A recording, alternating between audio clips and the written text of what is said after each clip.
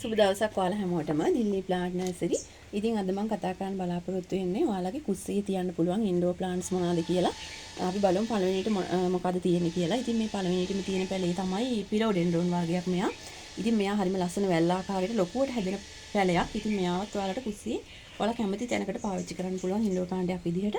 ඊළඟට ඉන්නවා කැක්ටස් යාළුවෙක්. ඉතින් මෙයාත් ඔයාලට පාවිච්චි කරන්න පුළුවන් සීන් කීරියා එකට ඔයාලගේ ජනේල ඊළඟට කුස්සියේ මෙයා පාවිච්චි කරන්න පුළුවන් ඉන්ඩෝර් ප්ලාන්ට් එකක් විදිහට. ඊළඟට ඉන්නවා කෝමාරිකා. ඉතින් කෝමාරිකත් ගොඩක් සුදුසුයි කුස්සියේ තියාගන්න පුළුවන් ඉන්ඩෝර් ප්ලාන්ට් එකක් විදිහට. ඊට පස්සේ ඉන්නවා ස්පයිඩර් ප්ලාන්ට්. ඉතින් මෙයාවත් හැංගින් පොට් එකකට වගේ දාලා ලස්සනට ඔයාලට කුස්සියේ ලස්සනට තියාගන්න පුළුවන්. ඊළඟට ඉන්නවා වොන්ඩරින් ජෝ.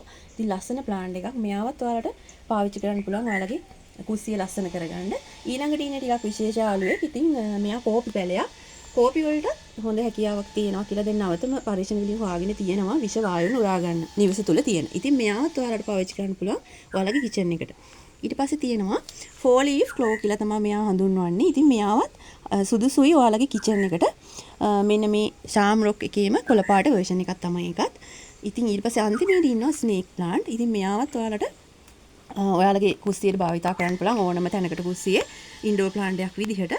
ඉතින් ඔයාලට මේ ගැන මොන හරි ගැටලු තියෙනවා නම් එහෙම නැත්නම් මේ පැලදී මිලදී ගැනීමට අවශ්‍ය නම් මගේ WhatsApp අංකයට මෙසේජ් එකක් දාන්න.